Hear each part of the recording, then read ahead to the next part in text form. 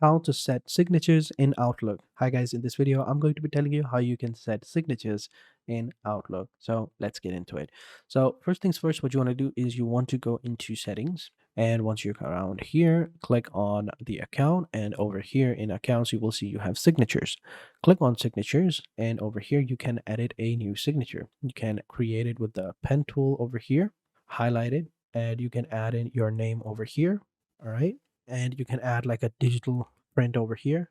After that, actually we don't want the highlight, and we want the text color to be black, like so.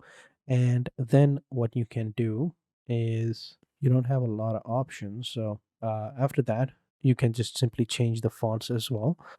Go with something that's calligraphic, like something like this, and maybe select it and then change the font to, there you go, like that. And then just simply click on save, and over here for new messages you can add it as well, and for replies as well. So click on save, and there we go. After that, you can just simply select your signature for new messages and replies and forwards, and click on save, and there you go. And that is it. That is how you do it. That is how you set signatures in Outlook. So thank you guys for watching, and until next time, take care and goodbye.